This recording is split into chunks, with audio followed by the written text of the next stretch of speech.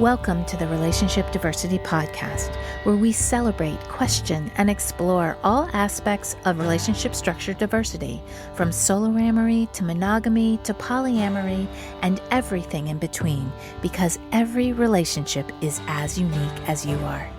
We'll bust through societal programming to break open and dissect everything we thought we knew about relationships, to ask the challenging but transformational questions: who am I, and what do I really want in my relationships?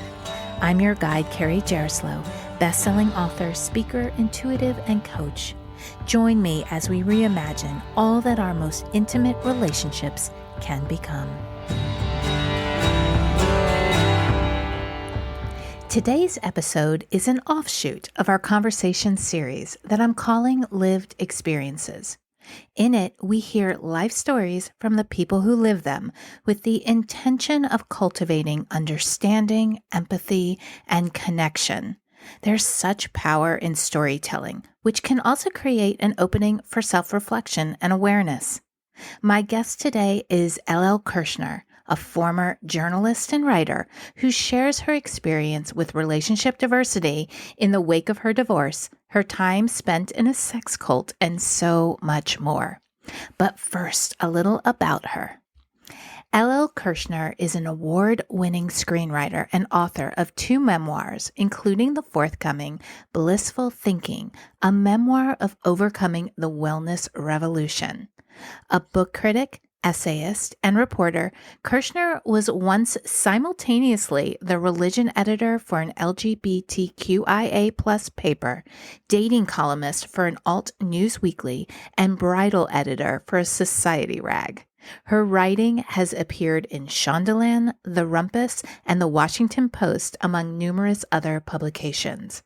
She's currently a guest host for the Home Shopping Network and runs the monthly storytelling show True Stories. Let's get into the conversation. Hello, everyone, and welcome to this episode of Relationship Diversity Podcast. I'm really excited about this new series that I'm doing, this Lived Experience series, because in this, we are hearing other people's stories to broaden our idea and our concept of what a life lived looks like, because we all have different lives. And I think that it's really helpful to cultivate empathy and compassion with others. So with that, I'm excited to welcome L L Kirchner to the podcast. Welcome, L L. Hi, Carrie. I am so excited to be here. Thank you for having me, and thank you for creating this forum for storytelling. Yes, and I know you have a lot of experience with storytelling. So let's learn a little bit more about you. Share with us a little bit about your story and how you got to this moment in terms of your storytelling and relationship diversity, because I hear you've got some stories to tell us. That is definitely part of my story. So, gosh, where to even start with that? I mean, I had the impulse to tell stories from when I was young, and it really is a basic human impulse. But as many of us discover, I needed to do some work when I wanted to tell my own personal story. So I am actually a trained journalist. I have a degree in journalism, and I wrote for newspapers and magazines for many years. And then I took a job in marketing and communications for Carnegie Mellon University in Qatar, which is a very unusual place. It certainly was when I lived there. And I thought, I'm going to write witty essays about this place because, you would see these women wrapped in black going, walking down the mall. They appeared to be floating because they were on their, Gucci high heels. And so they just look like they're floating right past ads for Victoria's Secret. And I was like, what? So there was lots of material. And then a lot of things happened to me. I was 38 and discovered that I was in menopause. And then my husband got on a plane and then called and said he wanted a divorce. And I really discovered my own internalized misogyny as a result of living in such a patriarchal culture while this was happening to me. Because, my first thought when I kind of thought about dating again was, well, who's going to want me now? And that taught me a lot about what my beliefs were. And so, because I had been thinking a lot about how women were treated there and how rights were different and all of these things. But then when it really came to how I viewed my own value, because I was very much like, oh, their primary value is as wives and mothers. And then I recognized I had that same belief. So the process of dismantling that belief became my first book, American Lady Creature. Mm-hmm. And to write it, so this gets back to the storytelling, I thought, okay, I can go to grad school or I can move to New York City. So I moved to New York City. And there I discovered many things, which you hinted at with the relationship diversity, but also storytelling, the storytelling community, which was amazing. It turned New York into really a small village for me. I got to know a lot of people and I got to know them by their true stories.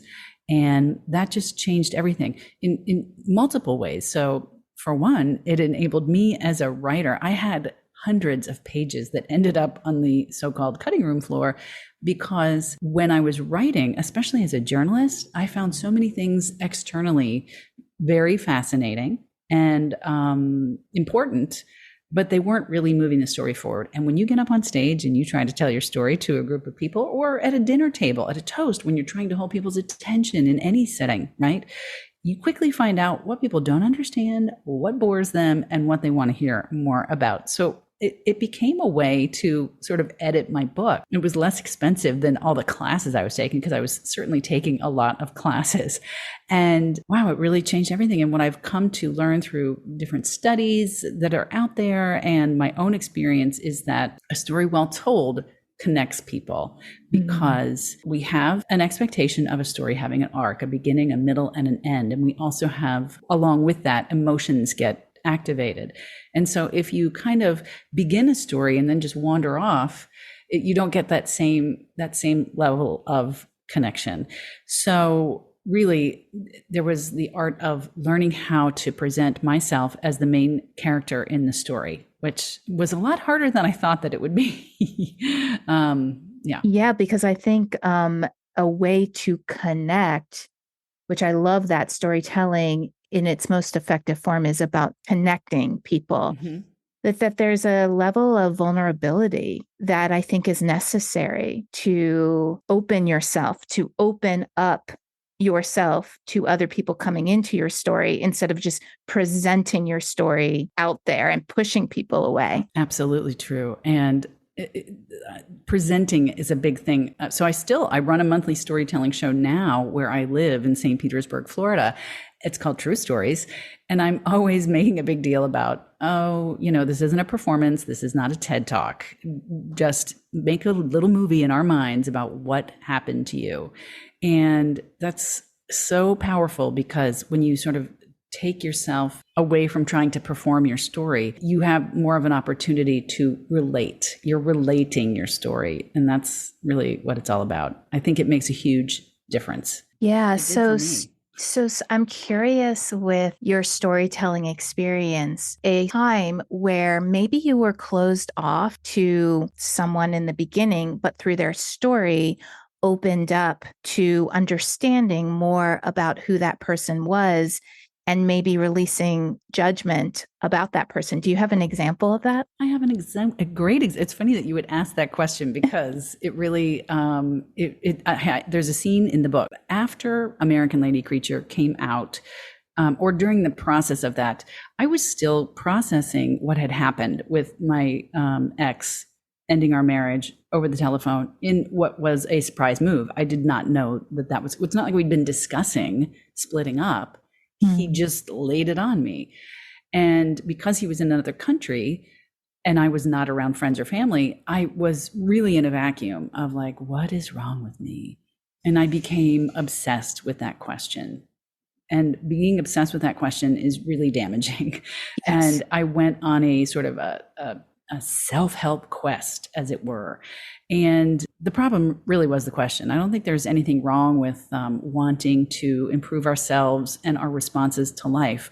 But I do think there's something unhealthy about being obsessed with the idea that I need to do things better. I'm doing things wrong. And it's that really slight reframing, which then brings me to this power of storytelling. I met someone, I started teaching yoga. So I left the corporate world altogether. I had been writing, but always as like a side hustle. I did a lot of arts and culture reporting, which I loved. And I decided I'm going to go full throttle into this career. And I was teaching yoga, which surprised me more than anything. Like at 40, I'm going to start teaching yoga in New York City. Are you kidding me? So I had a student in one of my classes that I was kind of attracted to. And part of this time that I spent in New York was trying to answer that question. What's wrong with me? What's wrong with me? And why can't I get a second date?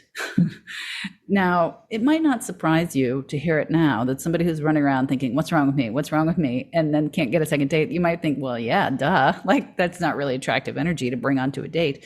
But at the time, I was in it. So I'm in it. I meet this guy in my class. At this point, I'm in slightly better shape because I've been on this journey for a while. And I decide, because he's not coming on to me at all.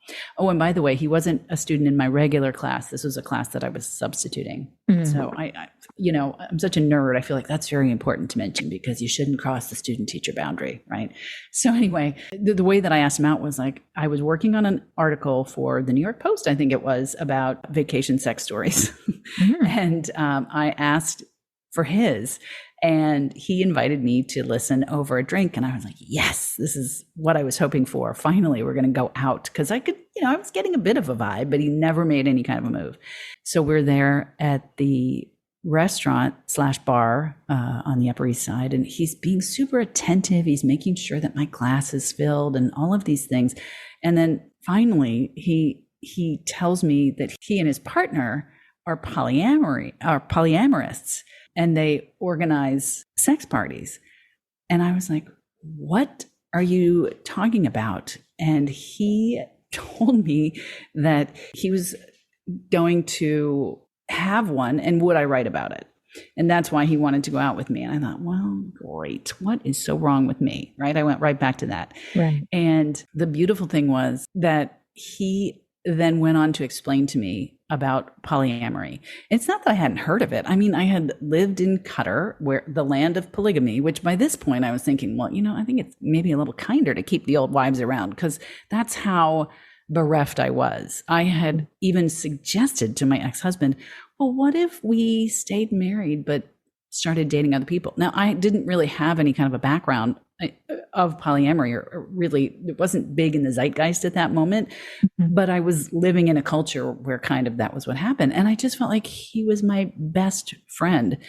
This was months after the fact, in the single hour that he granted me when he came to pick up his dog. Yeah, he left me with his dog in Qatar. Anyway, so I'm there at the bar, and he starts to tell me about how the heart expands. And the example he gives me is, well, what would happen if we ran out of love after just one child? And I really had to reflect, because I had been in love before with my first boyfriend. I met him actually in rehab. When we met, we were together for 5 years, and then he drowned. And even though he died, and it wasn't like I'm going to flip the switch off and now we're not in love anymore. What happened was I went on to meet and marry another person. When he left me, I also didn't flip an off switch. I wasn't expecting that relationship to be over. And I think part of me was unable to fall out of love with him. And I didn't really want to, because I don't want to live in a world where love means you can only partition it out in these really small bits and pieces. And I did want to live in a world of expansive love. And so when he told me about him and his wife, and I reflected on my own stories, and again, I was very much in writing this book, the first book, and now the second book, but it really enabled me to see how that could be possible. And then I went on a much sort of longer, deeper journey, which ultimately ended up at the sex cult, which would not have been possible prior to this. Because on the one hand, while he started telling me the story, the first thing he says is, well, our parties are about much more than sex. You don't even need to take off as much as a wristwatch. And I'm thinking, well, do I seem like a prude? And, but I'm like, I've got this sort of battle between my inner prude and my inner prostitute, right? They're both in there and Yeah. they both got voices. And by going deeper into carnal exploration, I was able to really explore and find my agency, find exactly who I am as a woman, and answer some questions that I didn't realize were unresolved. And, it makes a lot of sense. We want to spend a lot of time in our neocortex in order to respond and to be serene and all of those things. But trauma lives in our reptilian brain, in our lizard brain. And so working out that trauma is really a physical, for me, it's been a physical activity through the practice of yoga, really through discovering sexual agency and being comfortable in my body. It's not about thinking.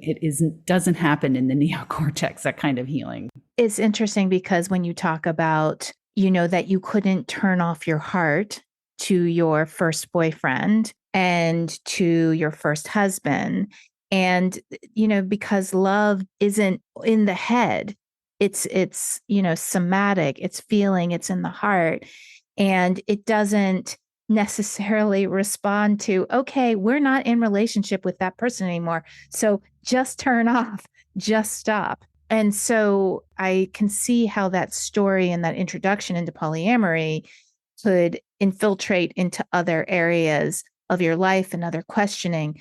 And did you go to the party? I didn't go to his party because that particular party didn't go off, and they only had them, I think, every couple of months at that point. And there was a burlesque convention in town that kind of siphoned off their audience. So they decided to cancel the party. And then we broke up before they had another one. But I did go to such parties at a later point in time. That's not actually those experiences aren't in the book. There's, a lot of telling a story is figuring out what not to tell. Again, to keep the narrative moving. Right. But all of these experiences were so critical to me. So you were with that guy. You did date that guy. Oh, yeah. Okay. And what was your experience of going from monogamy to polyamory? What were your takeaways? Well, it would be hard to describe myself as a monogamist at that point because I wasn't really having any relationships. Right. It was so sad.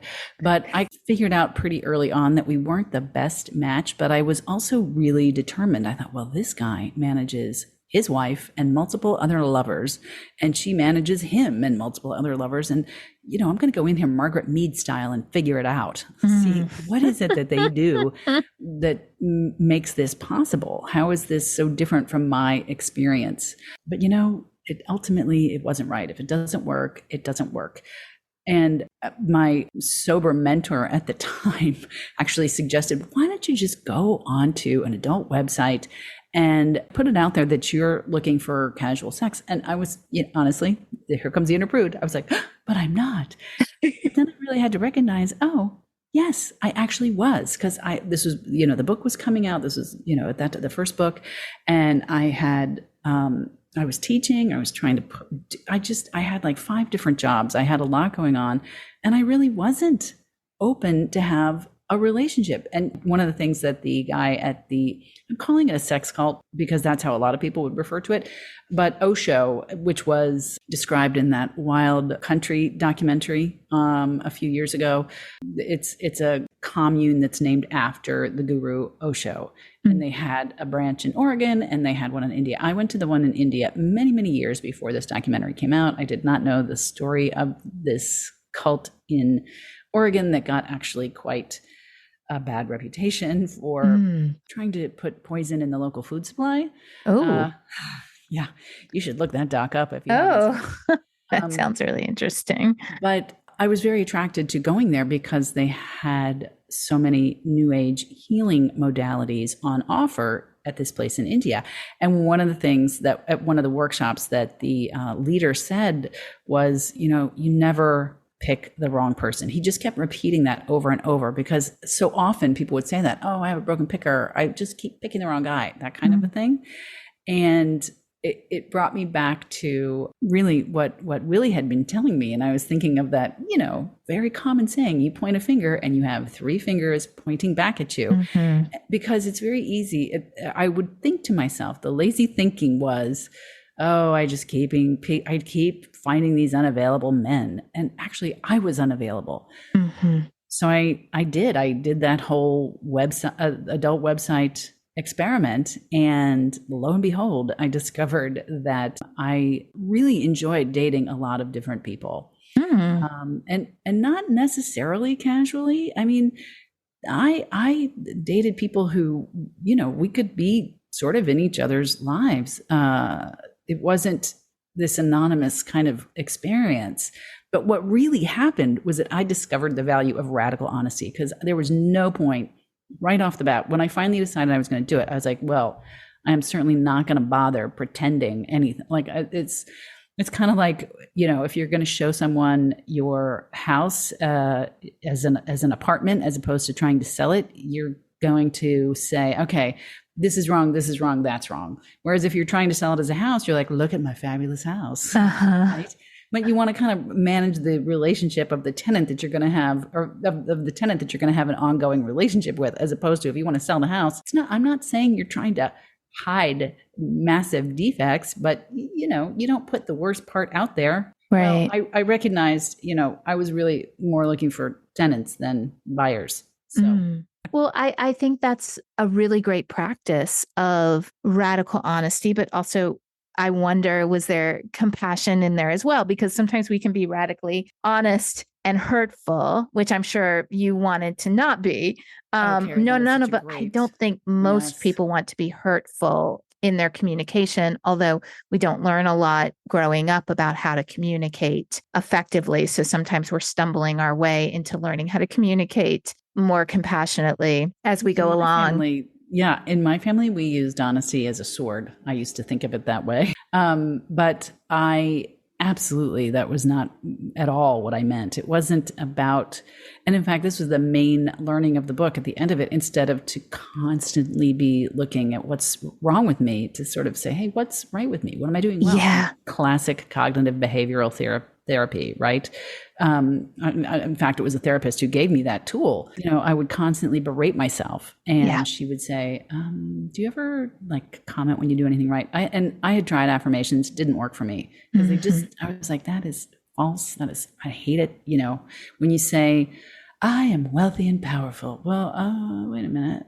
You have to to change your mindset, to change your narrative, you have to start at a place of truth and build from there. But back to that radical honesty, that was a lot of it was self-honesty, and then not being willing to present a false self. Definitely. So there's a lot about your life I'm curious about, but you said, so you started you put yourself out on this website, right? And you found that you really enjoyed having multiple experiences at the same time. One can label that as polyamorous, non-monogamous. What year was this? I'm just curious. 2011 through 2015, 2014. I just find it fascinating to learn about people's timeline in terms of non-monogamy, polyamory, or just diverse relationships in, history. So that's why I always ask what year that was. And so you put yourself out on these websites, you decided, yes, I actually like having these multiple relationships. And was the sex cult after that? Oh, I would say it was during that. Yeah. One of the things about writing a book is that I altered the timeline to make it more followable, again, because really, when you're hearing a story, you want a beginning, a middle, and end. And when you're reading one, you really want a beginning, middle, and end. And so I altered the timeline slightly. And I actually went to India. I went back and forth multiple times over the years. But when I presented it that way to readers, to give me feedback, they would get confused about where I was in time and space. And it was just cleaner to separate it out, so that instead of I'm in New York, I'm in India, I'm in New York, I'm in India, which is really how it happened. I just cleaned it up to a trip to India, New York, a trip to India. Right. So I did it like that. But interestingly, it didn't really change the timeline of how I discovered things. Did you know it was a sex cult before you went out? I did. You Absolutely. did. Yeah. I had a lot of hesitation about going for that reason because I was kind of concerned. Again, my inner prude had come out and I was thinking, well, I need to find a way to heal without ripping up the scabs, and sex is just going to be too much for me right now. I need to explore these healing modalities in a chaste state. Mm-hmm. Right. So, and I had met someone who told me, oh yeah, you can go there without removing so much as a wristwatch. That's not what they said, but I mean, they were basically saying, yeah, it's up to you. And I thought, well, I guess I'll find out. And I bought, so when you're on the grounds, you have to wear robes and they have to be maroon. Maroon is not my color. And, I wasn't into the kind of Zaftig thing at that point. And I got the most unattractive robe. It was like a witch's costume. They had these things that look like Renfest gear, right? With bustiers and flouncy skirts and lots of embellishments. I got this like plain triangle of a robe with bell sleeves. And, but then nobody was coming on to me. And I was like, what's so wrong with me? Like, I just replayed. This is the thing. Until we kind of get through these lessons, we keep replaying the same things. Yes. But the great thing about being in that environment was it was like a hyper jump into getting to the next level, into seeing myself in action and acting these patterns again and again and changing course. So what was the intention? Well, I guess my question is, what made it a cult? Was it a known cult, or was it in the guise of this is a retreat or an experience for people to come and explore? No, it's a known cult. It's a commune where people, this is as a definition. So I don't know if you've read Amanda Montell's book, Cultish. It's a great book. She talks about really how cults are built out of linguistic conventions. So even a yoga community can be a cult because you're talking about, my asana this, my shavasana that, my shirshasana the other, right? You're speak in a code that is specific to yogis. And that's how you kind of build a community that excludes people. And so just on that level alone, it's absolutely a cult. But on the level that more people think of, where you have, again, this enforced dress code and you live in community away from the world, and there's renunciation that goes on, although in their case, it's really just renunciation with the outside world. It's very much about hedonism. Are you thinking like, I got to go check it out? I mean, hey, No, I'm just curious. I kind of have a fascination with cults and I do believe that there's part of our society that is a cult, that tells us we should be this way. That's, the whole purpose of this podcast is debunking societal programming. And I just am fascinated to learn. I don't see myself going there, but I'm curious about your experience. Yeah. Well, like I said, I was really compelled by the multitudes of meditation courses, chakra healings, craniosacral therapy, energy workers. There was just so much on offer. Although I ended up, much to my shock, signing up for a Tantra course while I was there, which was another game changer, right? So again, I think it's really being open and willing to be on the path and doing what it took to get there for me. I'm not saying I recommend this journey to anyone or that I, caution against it. It's really, this is just my story, but I definitely think that creating cohesive narratives out of our own lives is key to that kind of empowered action. Definitely. I agree with you completely. And so I remember you were saying that you went into a sex cult, not really expecting to have a lot of sex, but you came out feeling like you had an awakening in this area. Is that true? Oh, absolutely.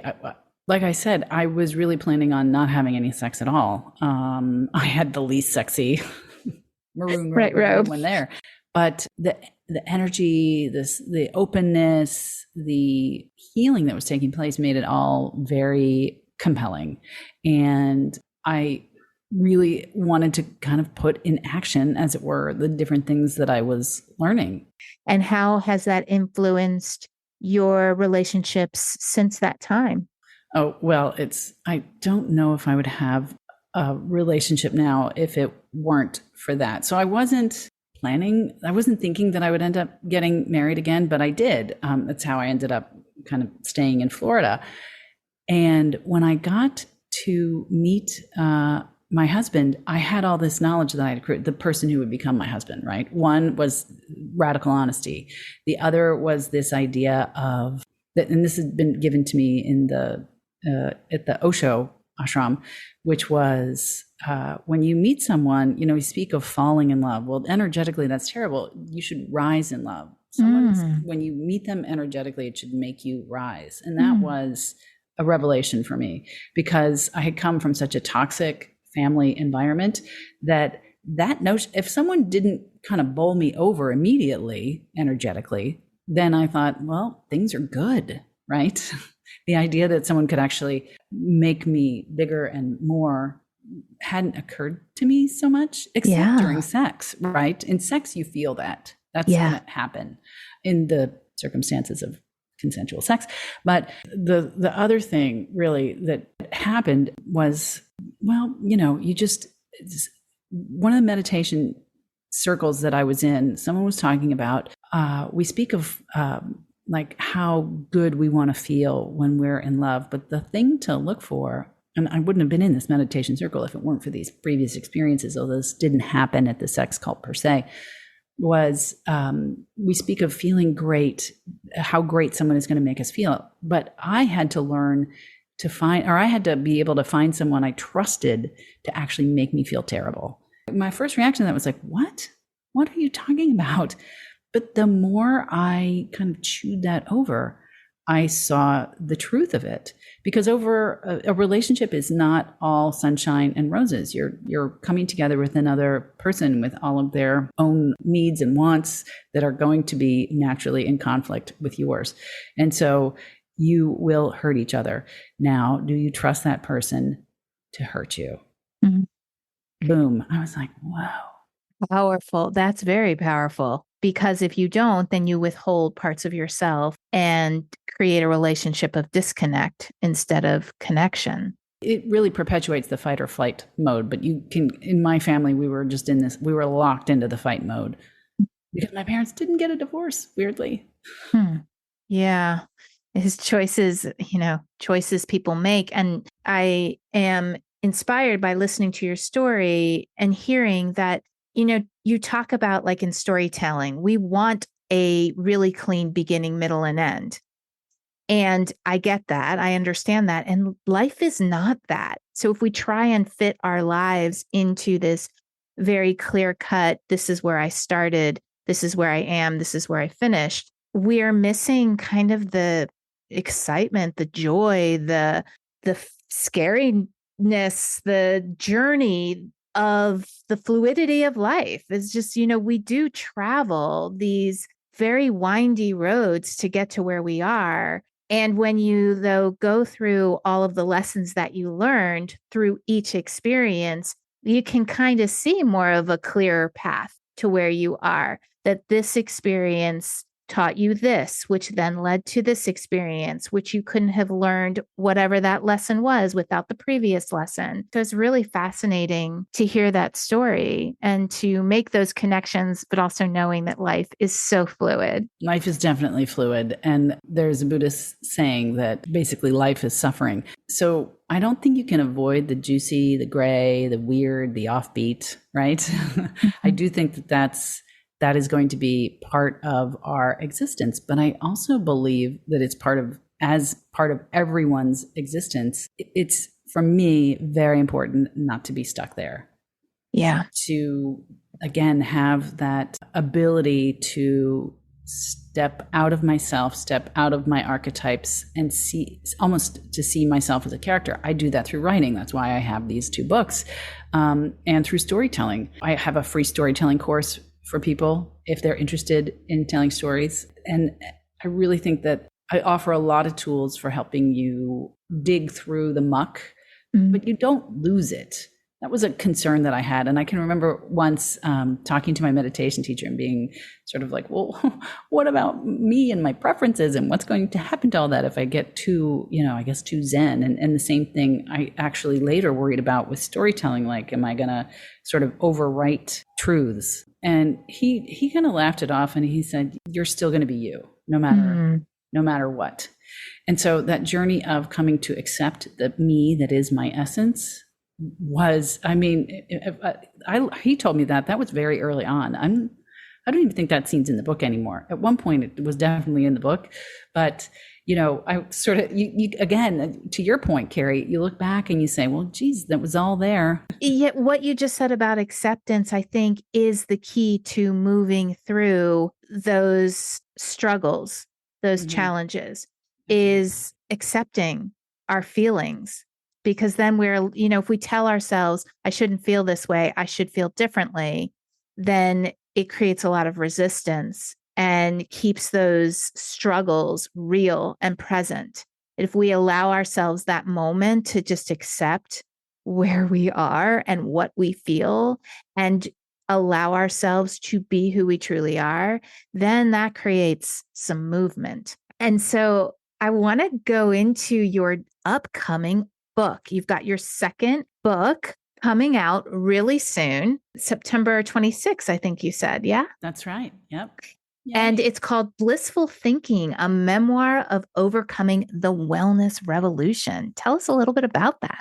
It's basically the story that I just told you. And in one sentence, I would say it's kind of the years that I spent searching for wellness and getting sicker, because for a long time, the search was making me sicker. Like a true addict, I went at it with a real vengeance. That was not the way to go at it. But, it's what I did. I don't regret any of it. And, I have a lot in my history that made me afraid. I mean, I was afraid that I would relapse, for one thing, as I had done when my boyfriend died. When my marriage ended, my heart wasn't like, well, divorce is different than death. My heart was like, I'm miserable, right? That's what I knew. That's what I felt. I didn't know for sure that I could cope with that differently. I was like, how, I'm surprised by the fact that he ended our marriage. What do I know about what I'm doing, right?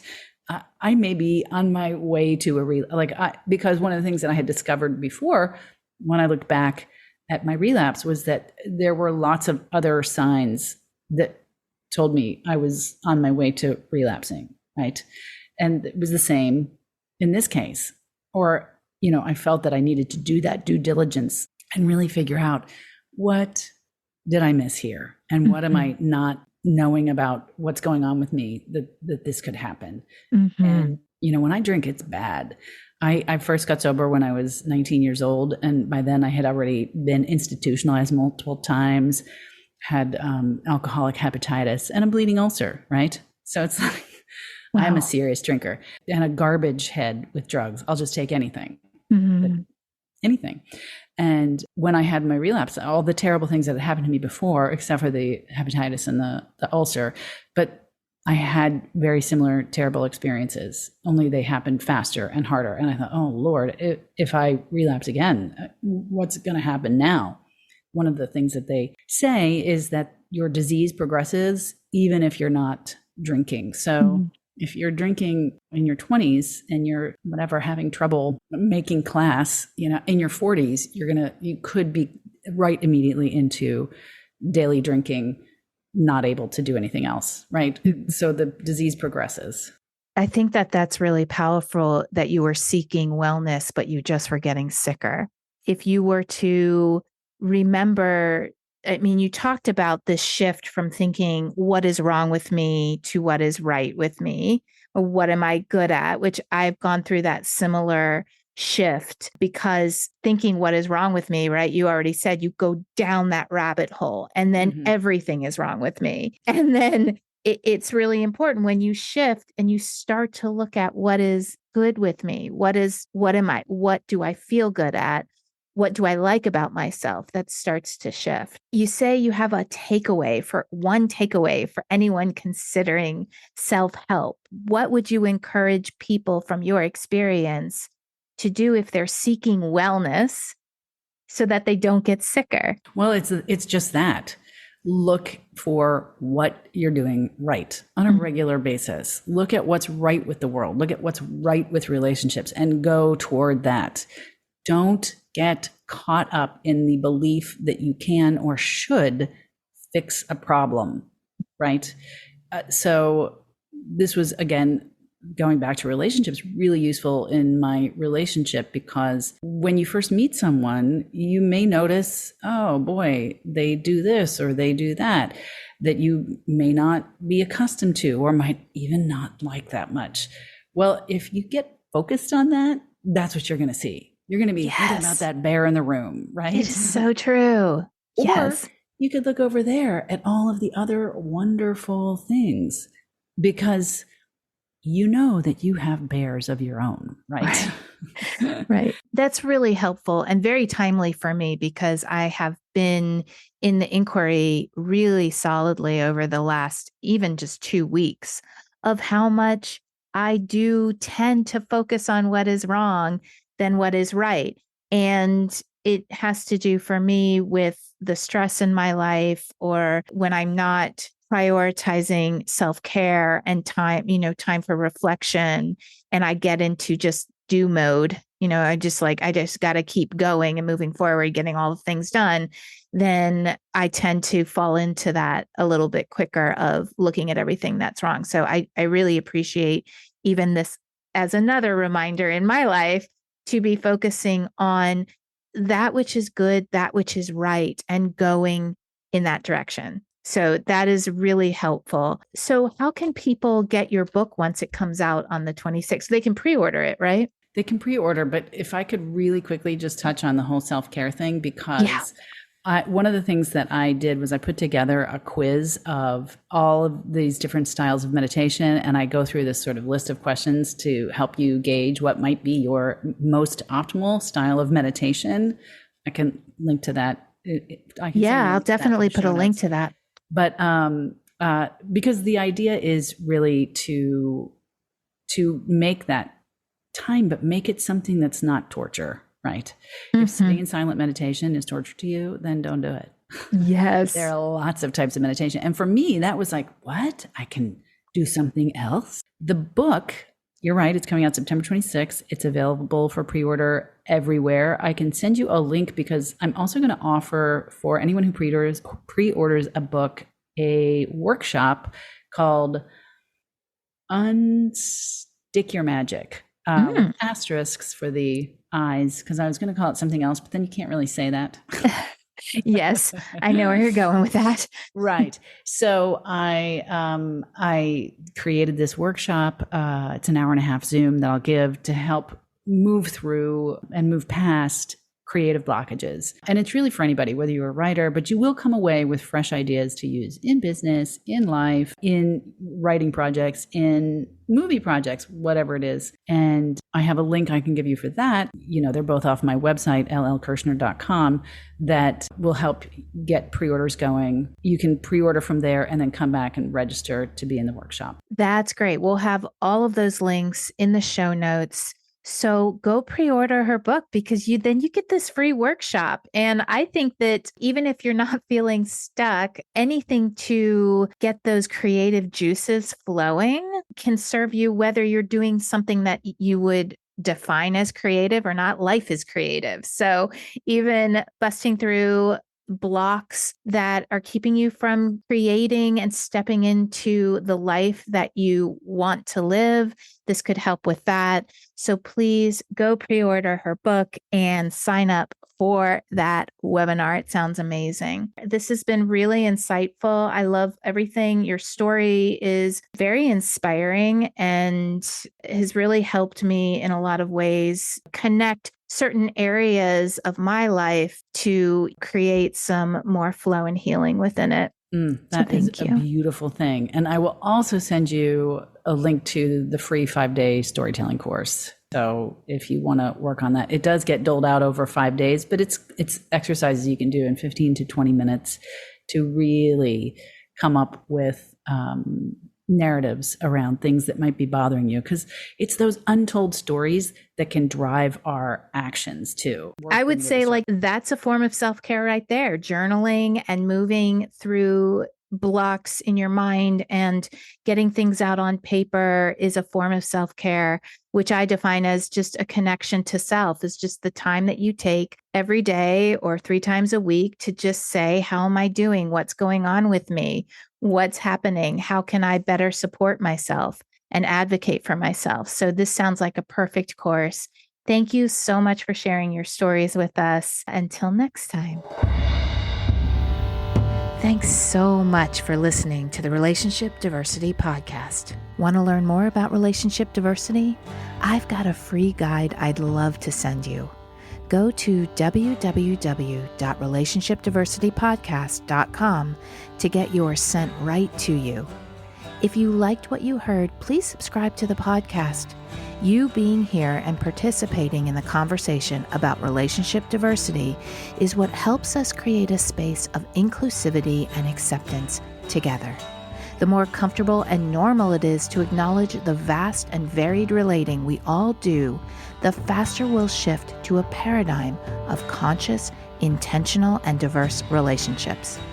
New episodes are released every Thursday. Stay connected with me through my website, carriejaroslow.com, Instagram, or TikTok. Stay curious. Every relationship is as unique as you are.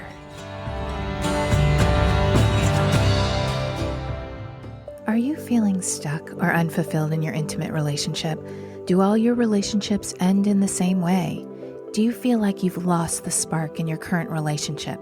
Can you never even find one person who you want to explore a relationship with? If you answered yes to any of those questions, are sick and tired of feeling like a failure in your relationships, and desperately desire a different experience, then my 8-week deep reprogramming intensive may be the answer for you. In this program, I work individually with you for 8 transformative weeks. We'll identify the subconscious programming that's keeping you stuck and shift it to a new affirming belief systems. We go deep, we get real, we get results. This is healing unlike anything you've ever experienced before. Here's what people are saying. Jordan from North Carolina said, more has shifted in 8 weeks of working with Carrie than 10 years of psychotherapy. Jane from Sanford, North Carolina said, it's honestly changed my life. And Cassie from Santa Barbara, California said, Carrie's laser precision in helping me diagnose where the stuck energy was helped me make positive movement in our first session alone. Absolutely transformational. I love being a guide and witness to these courageous people who claim that they were done with their past experiences and ready for something different. I'm opening a limited number of spots for 2023 and would love to help you permanently transform your relationship experience. To set up a free 30-minute clarity call where I'll help you uncover your number 1 block to fulfilling relationships, connect with me through the link in the show notes. You are worthy of experiencing deep fulfillment and love in your relationships. This intensive work will help you get there.